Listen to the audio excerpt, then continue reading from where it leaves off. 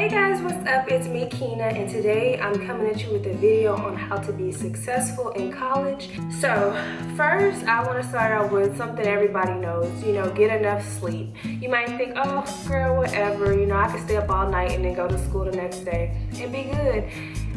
You be tired in class, at least I know from experience, staying up all night and then the next day having to be at class. And you be hella tired. Number 2 is note cards. When I tell you guys, I buy so many of these note cards like at Walmart. These are lifesavers. These is what really be giving me these are what really be giving me these grades. Like what I usually do, example, like for one of my history classes, her tests are based off of the notes that she puts on the board. So for me to remember it easier, instead of writing it down in a notebook, I just write the title of whatever she's about to write and then flip it on the back and then write all the information. So throughout the day, like when I'm at work or anything like that, I can just flip through the cards while I'm not doing anything and keep looking at them, because once I get to that exam, then bam, I'll be like, oh, I remember this, so it just makes it easier. Number 3 is find some friends in your class that seem to understand it and swap numbers, like really keep up with them just in case if you have any questions, because sometimes, you can go up to the professor and he or she could explain it to you and you be like, okay, but then you leave and like, I still don't get it. But when you have somebody that's in your class and they're like trying to learn too and they get it faster, maybe they can explain it better. Number 4 is important.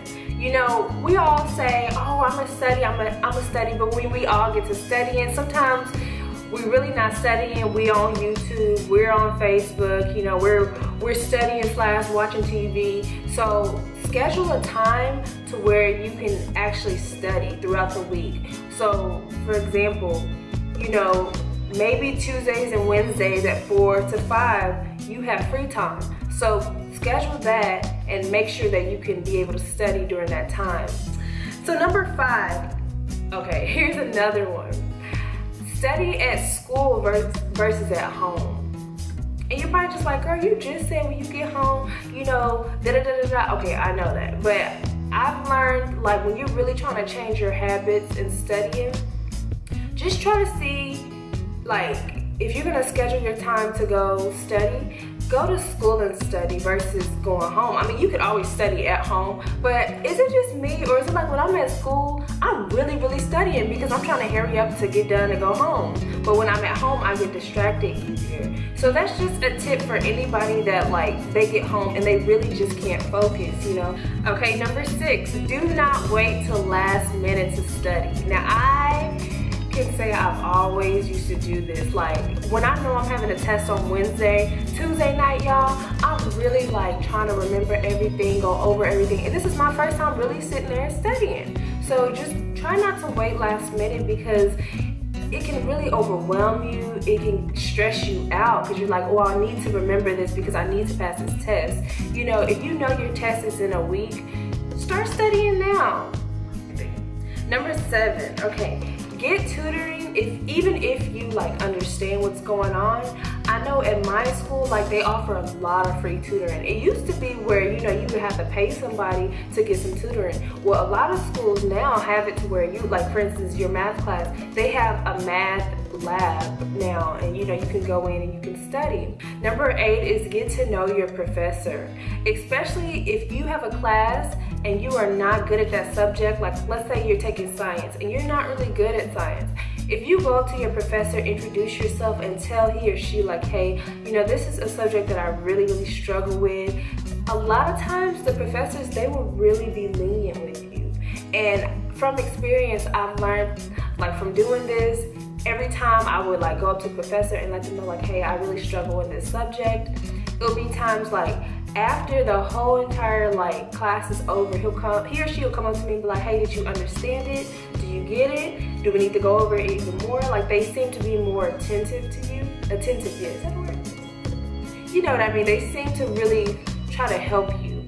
And a lot of times, even if you're really struggling and you have that like, you make a 69, and they know you've really been struggling, they will take that 69 and make it into a 70. Trust me, because they really want you to learn. Like they really want you to get it. and they're just really rooting for you. So a lot of times, you know, kids, they go to school and they really struggle with this subject, but they just don't really raise their hand in class, or they don't really talk to the professor. But I'm telling you guys, get to know your professor. He or she most likely will be lenient with you, and they want to help you. Number 9 is, y'all, I live by this website, ratemyprofessor.org. You know, a lot of times we go to a class and we like, oh, this professor is just not doing it for me. Like, they going too fast. It's just too much. Like, you just feel like you're not going to pass this class because of your professor. Well, I've learned going on ratemyprofessor.org before I sign up for my classes, it tells you a lot about the professors, like from students that have taken that professor. And they'll tell you, like, they'll give them like a 3.0 or a 4.8. I usually look for 4.8 or a 4.0 and higher, you know, 3.5 maybe. Anyways, it tells you how lenient they are and what they're about. And it's just a really good website whenever you're choosing your professor. Number 10 is something that, you know, a lot of us don't do, but if you can keep a whole list of like all of the classes that you have until you get your degree, and every semester just go in and highlight, oh, I've already finished this one, I've already finished this one.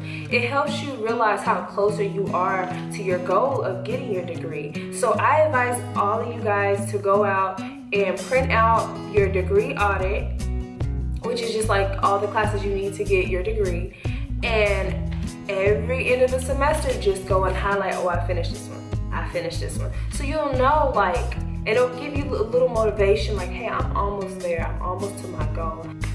Number 11 is super important. You know, at the beginning of the video when I talked about, like, when I first started college, I really didn't know what I wanted to do, so I used to just go to class and I really cared. Well, a good thing is to go talk to your advisor. If you're in college or you want to go to college but you just don't know what you want to do, go to the college advisors and speak to them, and they can really help you decide, like, what is it that, you know, you really want to go to school for, and they can help you get a plan going. So that's a really, really good tip. Please go to your advisors, talk to them. A lot of them are really good. They want to help you. If you feel uncomfortable with an advisor, because I had this one advisor, y'all, he was doing the most, trying to tell me that I wasn't gonna go and pass my math classes because of my grades, how they were looking. He was like, you're not gonna make it. Y'all, I had to tell him something. I was like, you know what, give me my paper back. I went to another advisor and she was more helpful, because at the end of the day, it's gonna be times where you're gonna struggle in college, but you need people on your team that are really gonna be there for you and that really wanna help you. And if you feel like they're putting you down, go to the next advisor, please. Number 12 is a really good one.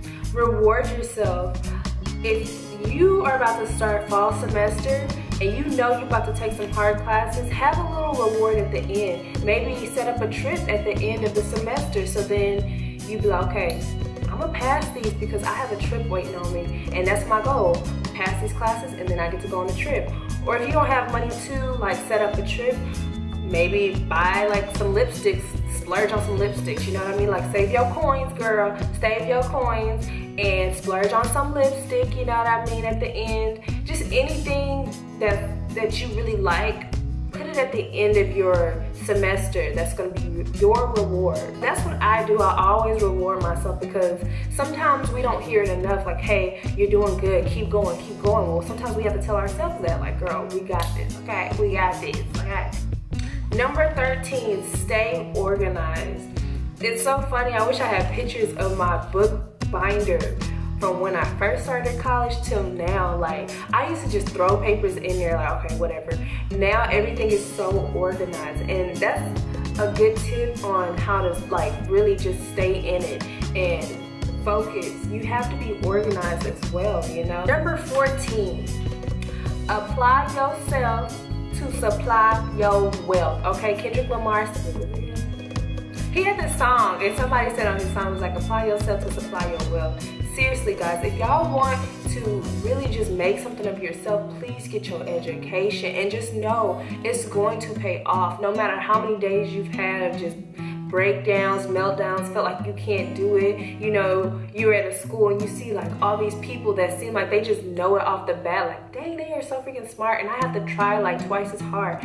Please just apply yourself. So when this is over with, you can go get you a job and make something out of yourself and supply your wealth. Get that shmoney, girl. Get that shmoney up, okay? Number 15, it is okay to have breakdowns. Just please pick yourself up. I am the first one to say, guys, I've had so many meltdowns in my math class. I've had to take so far 3 math classes, and I had, the last one I took, I had to take twice, and I got to take a calculus too. And math has never been like something that I've really been, you know, it's been my subject. Like, I just know it. Like, if I could, I would take like 2 English classes over a math class. That's how much I hate it. And I've had so many breakdowns, but guess what? Pick yourself back up. If it's a day where you just feel like, oh my God, this is just impossible, like I just feel like I cannot make it, take that day off. Like, just completely stop doing your work. Just, you know, relax that day, and then the next day go back at it, because sometimes you just have to leave it alone and then come back at it, and you will feel much better. Never give up on yourself, okay? Please, and I'm speaking to everybody, like we've all had that time in our life where we just feel like, oh, I'm not good enough, you know, or I'm not doing what I'm supposed to. Please don't ever give up on yourself. Even if you're like 32, 33 and you feel like you want to go back to school, go back to school. Like, you know, invest in yourself, because you are very important and you can do it. And I always say, I always tell myself, Keena, if he or she can do it, why can't I do it, you know? Now, it is gonna be a challenge. Who said it was gonna be easy? But you can do it, I promise you. You can get through it. Just keep going. If you have a goal, just do it. And those were all my tips on how to be successful in college. I started out with a 1.9, guys, because I really didn't care. Like, I was just going to class, didn't really care, and thinking I knew everything, and I was like, whatever, like I can just take this class over another time, you know? But throughout the years, I took my 1.9 to a 3.0. What's up? If y'all would like to hear my college experience, I would love to do a video on it. Just let me know down in the comments below and tell me if this video was helpful or not.